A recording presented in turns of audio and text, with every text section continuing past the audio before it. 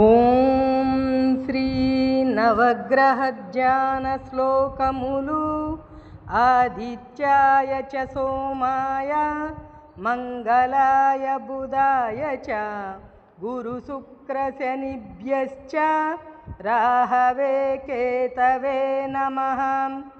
ఓం ఆదిత్యాయ చ సోమాయ మంగళాయ బుధాయ చ గురుశుక్రశనిభ్యశ్చ రాహవే కేతవే నమః.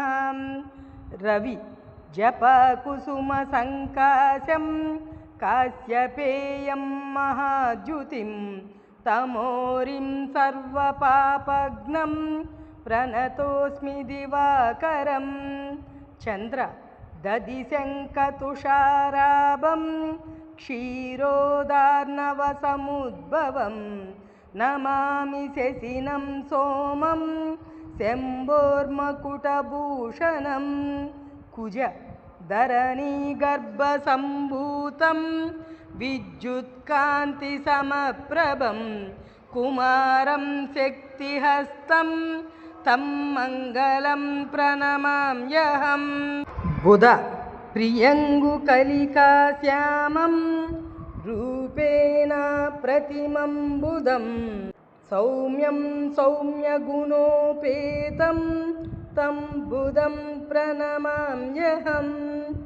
గురు దేవానాంచ ఋషీణాంచ గురుం కాంచన సన్నిభం బుద్ధిమంతం త్రిలోకేశం తం నమామి బృహస్పతిం.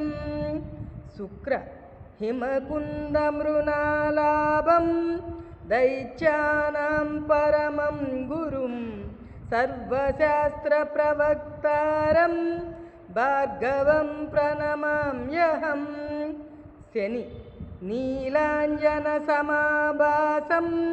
రవిపుత్రం యమాగ్రజం ఛాయామార్తాండసంభూతం తం నమామి శనైశ్చరం. రాహు అర్ధకాయం మహావీరం చంద్రాదిత్యవిమర్దనం సింహికాగర్భసంభూతం రాహుం ప్రణమామ్యహం.